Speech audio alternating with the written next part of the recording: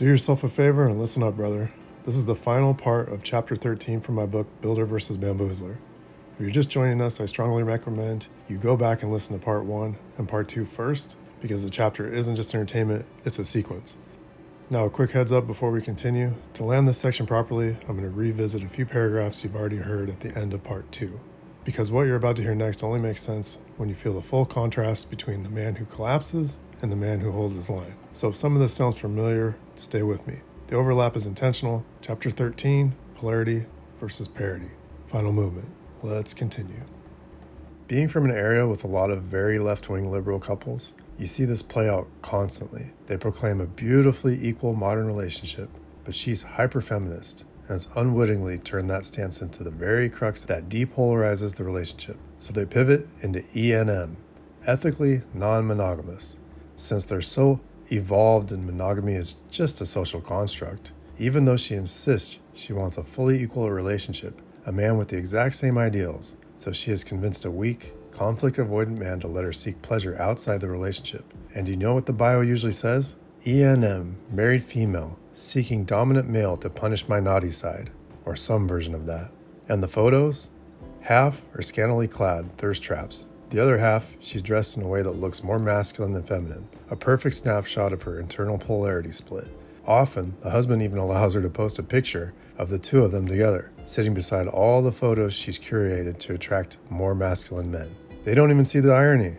Because she forced him into pacifism, she now needs a second man to fulfill the half he couldn't hold. This is where we have to address fairness. Fairness in love is important. It's the right to carry weight together. It's the right to honor each other's gifts. Not to become an authoritarian figure who barks orders and calls it masculinity. That's not what we're talking about. What we're talking about is the subtle, daily, energetic leadership of a man who knows who he is and refuses to back off of it. He'll collaborate on logistics, but he will not negotiate his frame.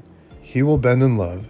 He is chivalrous, but he will not become fluid in her direction. He will listen to her heart, but he will not allow her emotions to become the household CEO. He will choose generosity, but he will not choose self-eraser. That's how many of our grandfathers and fathers rolled, and how they had lifelong relationships of fully devoted to each other. That is a builder. The Bamboozler calls his self-eraser empathy. He calls his abdication chivalry. He calls his fear of conflict emotional intelligence. And then he cannot understand why she still leaves.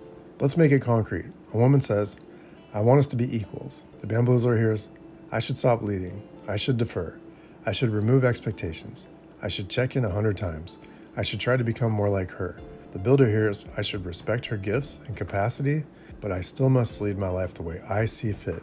If she wants to stay for the ride, awesome. One man loses polarity to appear progressive, the other protects his peace and sanity, which in turn protects their polarity and desire. Same sentence, two different interpretations, two different marriages, two different outcomes. Another example, a woman begins to test. She gets snappy, she pulls back sexually, she's distracted, she says, I just don't feel connected. The Bamboozler goes into panic. He starts over-giving, over-texting, over-talking. He tries to win her back with emotional labor. He starts entertaining her moods like they're royal decrees. He abandons his own center. Now she's not only disconnected, she's also bored. The builder slows down. He doesn't ignore her, but he also doesn't flail. He asks himself, have I gotten lazy in some part of my life? Would I want to be led by me? Then he responds with calm, direction. I hear you. I want us to be connected too. Here's what I need. Here's what I'm doing this weekend. Here's when I want to see you. He takes action. He makes new, different plans. Not performative, not desperate, just intentional.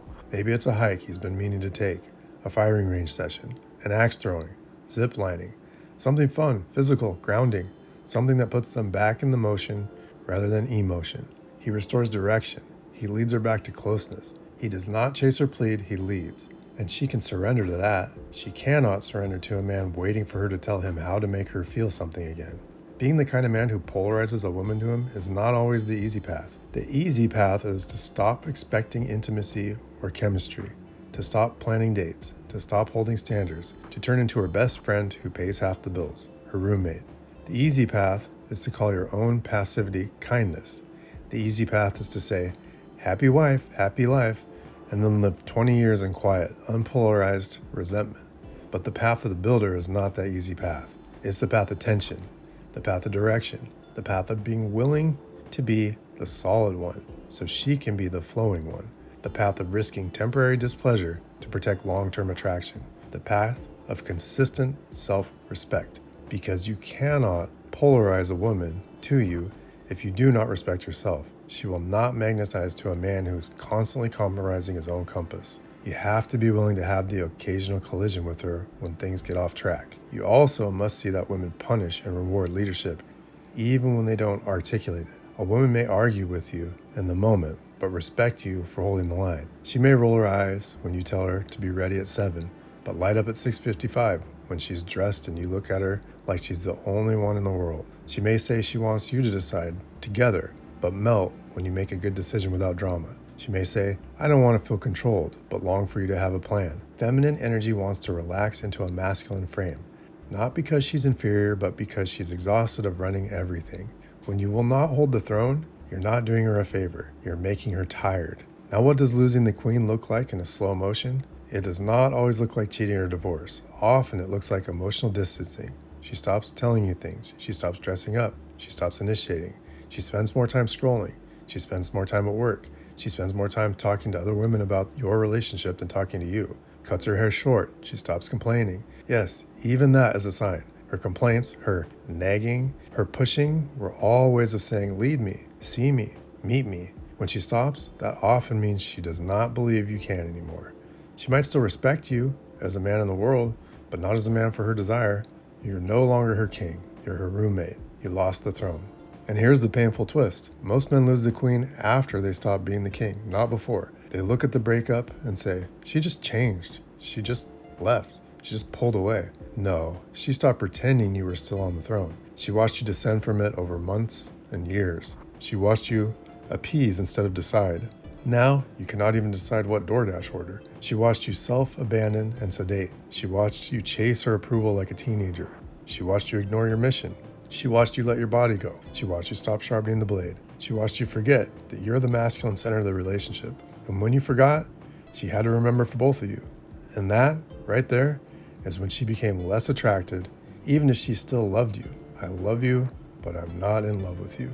So what's the path to win her back, if there's still a possibility? The path back is not groveling. The path back is not gifts. The path back is not over-emotional apologies where you promise to never have a boundary again. The path back is restoration of the masculine presence. Take joy in reinventing yourself. Go back to your mission or a new mission. Go back to your standards. Go back to your body. Go back to decisive energy. Go back to leading your own day before you try to lead hers. Go back to saying no when you mean no. Go back to a schedule, structure, direction.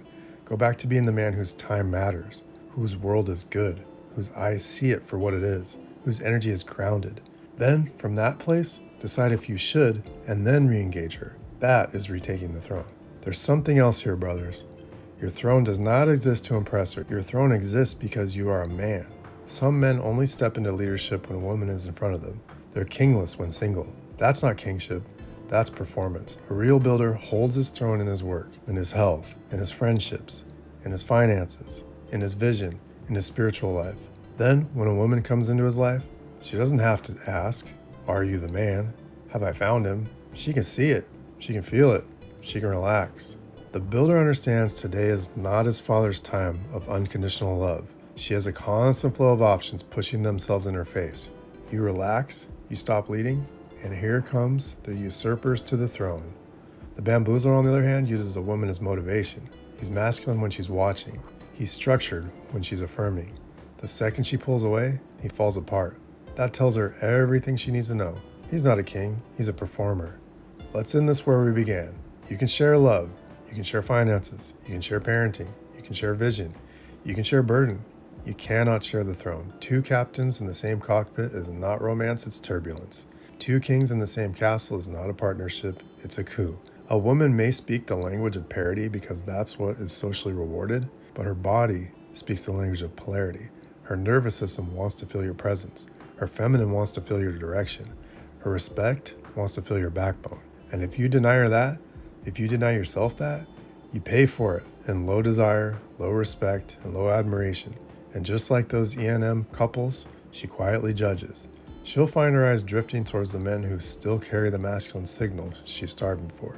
So decide, parity or polarity, collapse or kingship, abdicate or lead. Every day you'll be invited to shrink, to soften your edge, to negotiate your direction, to apologize for being masculine. Every day you'll be tempted to hand the scepter to her because she's louder in the moment. But if you do that long enough, you'll lose the woman you were trying so hard to please and to keep. Do the hard things.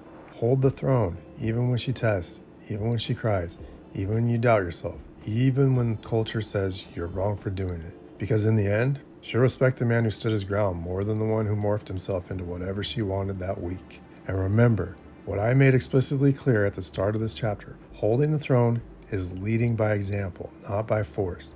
The same way you lead anything in life, your work, your crew, your children, your mission. Your life is a demonstration. Your discipline is signal. Your standard is the gravity. Your lead lands because your life has weight, not because your voice does. She will remember the man with the center. She will trust the man who did not flinch. She will open more fully to the man she can feel is not going anywhere.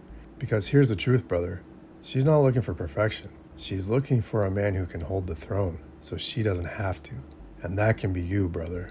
If you made it through this chapter without feeling something shift inside you, go back and listen again. Because everything you just heard, this is the difference between a builder and a bamboozler. The builder doesn't play masculine, he lives masculine. He doesn't collapse when she tests. He doesn't chase validation. He doesn't hand over his center because her mood changed. He holds the throne, not with force, but with gravity. And the bamboozler, he trades his crown for closeness. He trades his backbone for peace. He trades leadership for permission. And in the process, he loses the queen. Not because she didn't love him, but because she couldn't follow him. This chapter wasn't written to entertain you.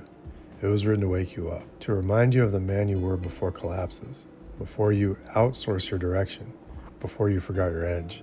Polarity is not a game. It's the current that powers your entire relationship. Hold it, and everything works. Lose it, and everything falls apart. If this chapter hit home, if it revealed something about your past, your current relationship, or the man you want to become, then brother, this was only one chapter. The full book, Builder vs. Bamboozler, Volume 1 is available right now on Amazon.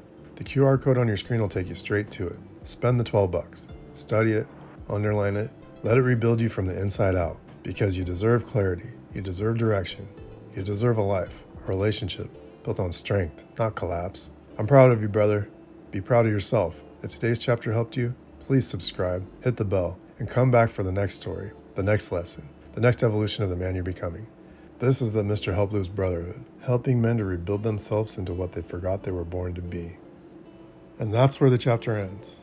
Not with anger, not with blame, but with choice. Because the difference between a builder and a bamboozler isn't confidence, isn't money, isn't charm. It's self-respect under pressure. If this chapter hit you, if you saw yourself anywhere in this story, that wasn't an accident. That was the work doing its job. If you want the full framework, not just the chapter, but the deeper patterns behind it, you'll find the link to the book Builder vs. Bamboozler in the description, and the QR code that's been on the screen will take you straight to it. If these stories are helping you recalibrate, helping you slow down, see clearly, and stop repeating cycles, make sure you're subscribed here, because this channel is built to keep you sharp, grounded, and sovereign. And if you want to go deeper into the nervous system regulation, masculine presence, and internal stability, visit MrHelpLoops.com and explore sleep meditation loops and brotherhood resources there. They're not escapes, they're resets. I'm proud of you for staying with this chapter. Most men don't. Be proud of yourself, and remember, a man who chooses himself never has to beg to be chosen again. I'll see you in the next story.